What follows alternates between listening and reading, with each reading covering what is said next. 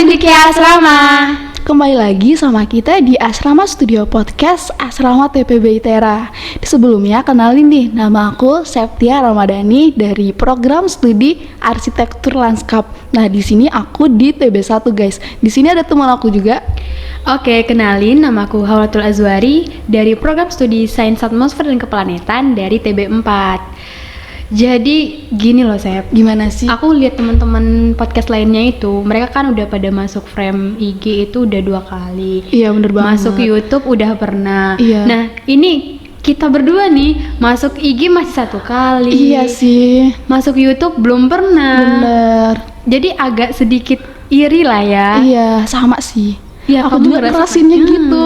Aku tuh iri, gimana ya kita nggak terupdate terus gitu Iya. kan. Nah, Jadi sebenarnya di sini tuh akhirnya gitu kan kita masuk frame. bener banget.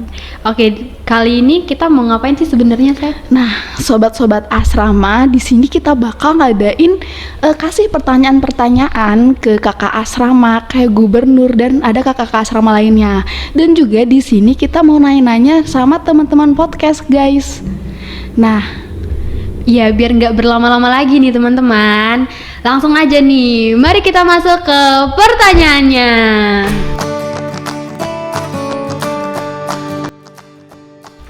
Hai, kenalin, nama saya Rizka Yunita.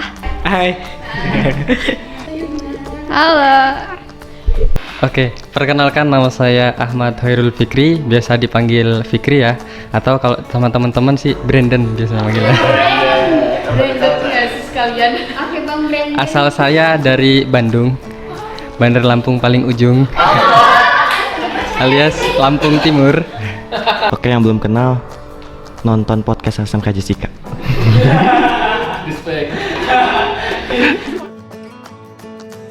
Bagi saya gitu ya, arti asrama itu rumah kedua ya gitu ya. Ada keluarga yang memeluk kita lagi gitu loh. Suasananya hangat sekali pada hari itu.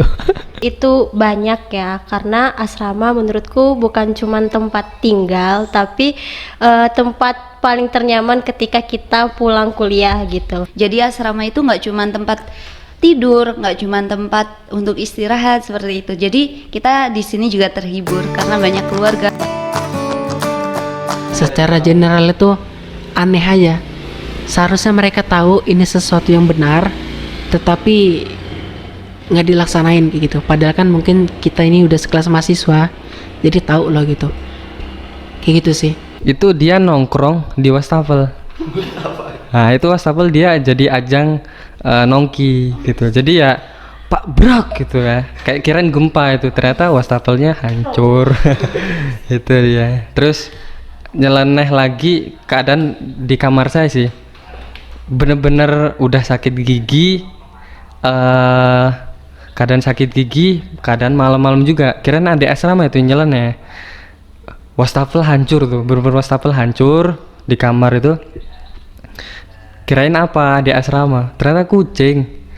Emang itu wastafel mau hancur, tapi karena kesenggol dikit itu langsung hancur. Kirain adik asrama mau marah-marah kan, sakit gigi nih, berisik betul.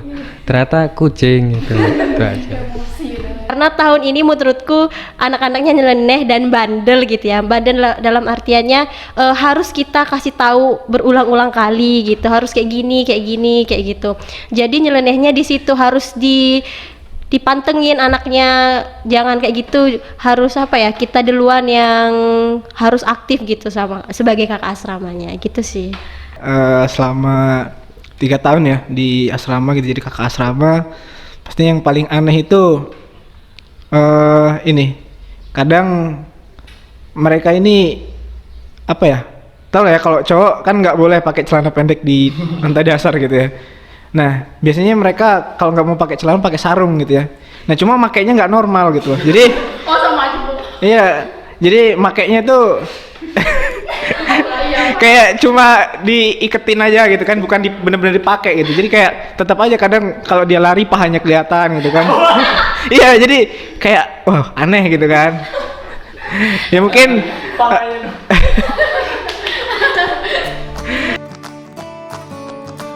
Ya, pernah hujan-hujanan bareng. Terus pernah ke embung malam-malam. Itu enggak berenang. Cuman malam dan itu kebetulan aku pakai baju putih dan satpamnya tuh kayak mau nyapa tuh kayak takut-takut gitu. Ketika merayakan ulang tahun teman lantai, itu memorable sekali ya. Oh, pernah dirayain ya? Enggak, walaupun saya enggak kena ya. Waktu itu libur semester, waduh enggak tuh. Enggak sempat dirayain. Cuman ketika ngerayain ulang tahun teman itu kayak kita ngerasain gimana senangnya mereka dapat hadiah, dapat kue gitu, dirayain teman-teman lantai yang mana kita kan keluarga jauh ya. Namun dengan adanya teman-teman asrama jadi ngerasa ada keluarga yang memeluk kita lagi gitu loh. Suasananya hangat sekali pada hari itu. Bercandaan sama temen yang di luar nalar kayak gitu. Jadi bahasanya di situ kayak nggak nyambung gitu. Gimana ya? Kalau diomong bobrok ya bobrok gitu. Malah seru yang kayak gitu loh. Kalau menurut saya. Dan di sini tuh saya udah menemukan gitu loh teman-teman yang seperti itu, sama-sama kasra. Terus saya sebagai kakak asrama ke adik asrama juga tuh kayak lebih enjoy aja yang ke momen ininya bercandaan gitu, jadi nggak serius-serius amat. Yang paling berkesan banget ya, jujur kalau di asrama itu sebenarnya banyak positifnya, cuman menurut saya hal positif yang paling menyentuh itu di sholat tahajud. Kan tiap kita setahun sekali ada tahajudnya. Nah waktu itu kita kan pernah tahajud bareng tuh ya, mana ada PBB-nya, ada itunya. Nah itu hal positif yang benar-benar menurut saya memorable. Itu udah apa ya, mana ada apa itu kayak ajang nangis-nangisnya apa? Renungan itu menurut saya, karena tahun-tahun kemarin-kemarin nggak ada gitu loh. Itu hal mendadak. Sebenarnya itu juga di jadwal spiritual itu nggak ada tahajud. Cuman karena kebetulan ada agenda dari Pak Nanang gitu kan, ya udah diadain aja tuh gitu. Jadi itu hal positif yang paling memorable.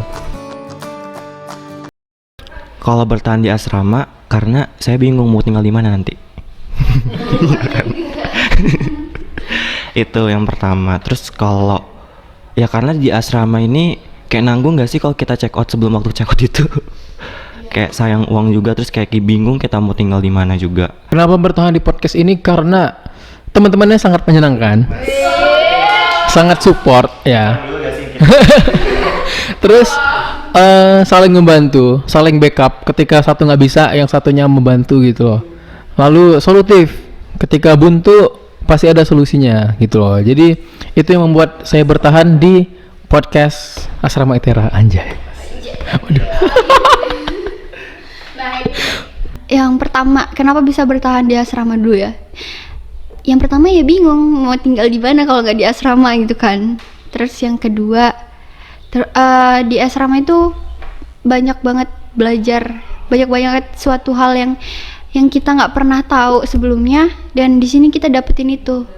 Kayak bertemu dengan orang-orang baru yang beda gitu loh, kepribadiannya beda, terus tiba-tiba disatukan di satu tempat, itu pasti sangat belajar gitu. Kayak kita belajar cara bicara dengan orang itu supaya dia nggak tersinggung, terus cara untuk bisa menghargai dia ya, walaupun ya belajar untuk nggak egois sih di ini. Makanya kayak ya itulah, makanya masih bisa bertahan di asrama.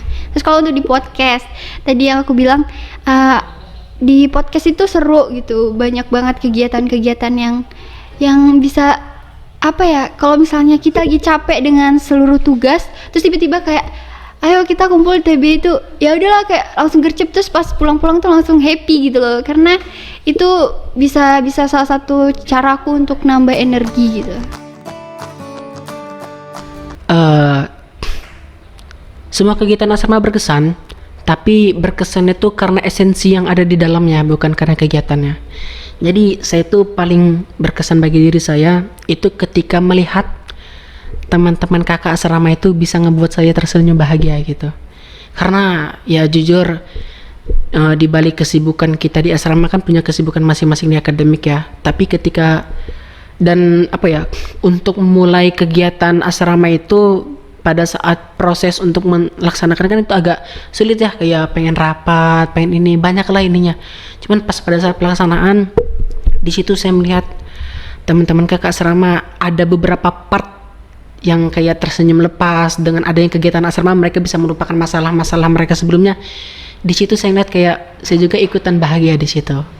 Yang mungkin paling kerasa gitu ya, paling berkesan ya pastinya saya megang di salah satu kegiatan gitu ya di asrama ya. Ya waktu itu saya megang PKA gitu ya. Jadi awal mula ada PKA itu saya megang. Jadi waktu itu kegiatan itu tuh diadain seadanya gitu. Dan waktu itu kondisinya lagi COVID gitu. Jadi panggungnya pun itu kami sederhana gitu. Jadi kan kalian lihat dari TB 5 ini sebelum dibangun itu ada yang samping tangki sebelah sana di pertengahan TB 5 dan 1 itu kan. Nah, itu panggung kami gitu. Terus ya udah dengan alat seadanya kami adain gitu ya, malam-malam gitu ya. Kayak sederhana tapi kayak kerasa gitu ya. Kayak wow gitu. Ternyata sesederhana ini pun bisa kayak menghadirkan kebahagiaan juga gitu buat teman-teman gitu ya. Di sana ada pertunjukan-pertunjukan gitu kan, kayak wow, lumayan sih gitu. Kayak nguras tenaga juga, akhirnya kayak effort yang saya keluarin tuh kayak wow gitu, alhamdulillah gitu, berjalan lancar gitu. Oh, kalau menurutku apapun kegiatan di asrama itu sangat memorable banget ya, karena dari setiap minggunya pasti ada kegiatan. Sabtu minggunya kayak misalnya ibadah ataupun kayak klub, terus juga kegiatan-kegiatannya memang dipersiapkan dari jauh hari. Itu sangat terkenang banget gitu loh di asrama. Next ada lagi. Ini kalau saya pesan sama adik-adik asrama, kalau masalah memanage waktu itu ya, jangan kalian stres karena mikirin kayak tugas kalau segalanya gitu loh. Kalian lihat skala prioritasnya. Kalau tugas itu menurut kalian presentasinya nggak terlalu besar dan itu membuat kalian pusing, yaudah, kalau emang bener-bener pusing tinggalin gitu loh. Dulu saya gitu, selalu kontrak kuliah itu saya lihat itu kayak tugas itu presentasinya terlalu besar nggak sih? Kalau misal kecil ternyata bikin saya pusing ya udahlah, tinggalin aja lah, saya happy aja lah gitu. Kalau dari saya, manajemen waktu tuh yang paling penting, saya mementingkan hal-hal yang lebih urgent dan itu dibutuhkan yang terlebih dahulu kayak gitu. Sebenarnya seperti ngerjain tugas gitu. Misal ada kegiatan asrama berarti jauh-jauh hari harus saya cicil gitu. Seperti itu sih selama ini. Itu sebenarnya mungkin kita udah banyak paham teorinya mengenai skala prioritas kali ya. Jadi dari skala prioritas itu juga membantu saya untuk memanajemen waktu. Terus juga ya sih, kayaknya dari situ aja sih, dari skala prioritas itu.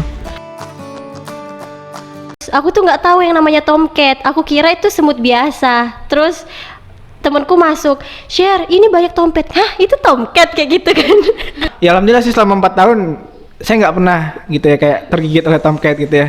Jujur nggak pernah. Kegigitnya saya belum pernah selama di TB4. Pada saat itu, satu malam saya benar-benar nangis sejadi-jadinya.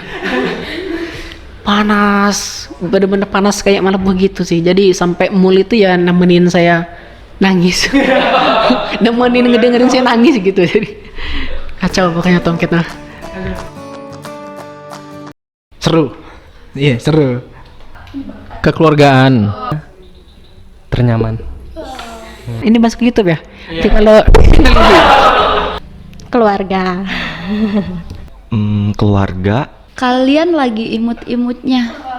Jadi kadang ya suka menjengkelkan kayak gitu. Bandel, sayang tapi ngangenin. Terbaik, terfriendly, enggak.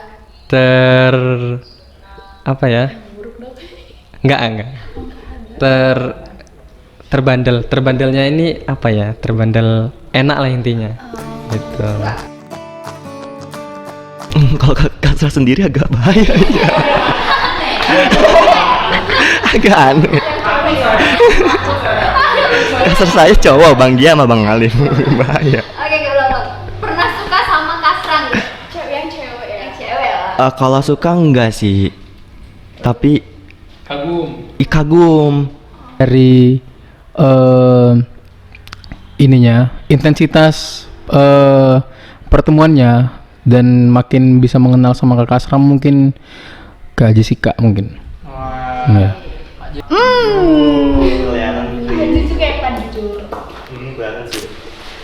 Banyak sih. Banyak sih. Jessica. Tapi janganlah malu. Untuk pesannya dari saya ya, kalian jaga diri baik-baik. Selamat menjelajahi lingkungan yang mungkin lebih luas gitu ya dari kata asrama gitu ya. Kalau asrama ya lingkungannya cuma ini aja, Belwis gitu-gitu kan ya. Ya mungkin nanti lebih luas gitu ya. Dari segi lingkungan mungkin jauh berbeda. Ya silahkan gitu ya, kayak kalian explore gitu ya sesuai dengan kemauan dan apa yang nilai value yang mau kalian ambil. Cuma ya satu hal yang mesti kalian pegang ya tetap harus punya prinsip gitu ya. Jangan nyampe di lingkungan yang baru kalian bisa merubah kalian gitu, jadi mungkin lebih lebih buruk gitu ya. Karena kan lingkungan di luar pastinya jauh lebih keras ya, karena di sana kan yang bisa mengontrol ya diri kita sendiri gitu ya. Oke, kalau di asrama masih ada kakak-kakaknya gitu, kayak ini udah jam 9 nih kalian harus pulang gitu kan ya, atau enggak pagi-pagi itu udah dibangunin dari gedor-gedor, woi bangun woi gitu. Hanya berpesan khususnya yang cowok nih, saya sering hukum, sering apa tuh jamaah gitu loh. Jamaah nggak hanya kan yang diteketin di subuh nih, semoga nggak hanya subuh aja gitu loh, di sholat lain ini terlampau lebih dari jamaah. Semoga yang dari kalian yang belum terbiasa untuk sholat gitu loh, karena ditekanin untuk ibadah, semoga kalian rajin untuk sholat, yang Nasrani rajin untuk ibadah saat teduh gitu loh. Gitu sih Pesannya yang pertama, segala sesuatu yang baik yang pernah didapatkan di asrama itu jangan pernah dilupakan ya. Tapi kalau misalkan agak dalam arti lupakan ini ya benar-benar dilupakan seutuhnya gitu. Jadi jangan pernah dilupakan lah gitu. Nah kalau kesannya nih ya, ini nggak apa-apa kan, bilang aja kan. Ada kesan baiknya, ada kesan kurang baiknya. Itu menurut saya. Nah kesan baiknya itu ya kita bisa mempelajari dari tiap generasi bahwasanya oh generasi ini seperti ini. Jadi kesan baiknya itu sebenarnya lebih ke sayanya. Jadi saya bisa mudah menyesuaikan. Lalu pesannya mungkin untuk teman-teman tetap terkoneksi. Kita nanti bakal check out dan tidak bersama-sama lagi di asrama, tapi kita harus saling terkoneksi supaya kita bisa saling bantu ke depannya. Ya, itu aja. Tapi kita nggak bisa bagi laprak lagi. Udah beda ini ya. Ya, selamat masuk prodi. Oke, makasih Nova. Oke, mungkin sekian dari aku. Bye bye. Nah itu aja. Udah habis nih pertanyaan. kita duluan ya, pergi kita. Dah. Nah itu tadi guys, kita udah selesai tanya jawab sama kakak-kakak asrama dan juga teman-teman podcast. Nah, gimana? Seru kan? Seru banget dong. Buat teman-teman yang punya jawaban lain dari pertanyaan-pertanyaan tadi, boleh banget nih buat ditulis di kolom komentar. Bener banget. Nah untuk kakak-kakak asrama, boleh banget nih sharing pengalaman selama di asrama. Oke, sekian dulu video dari Asrama Studio Podcast ini. Jangan lupa like, comment, and subscribe ya channel YouTube Asrama ITERA. Oke, sampai jumpa. Guys.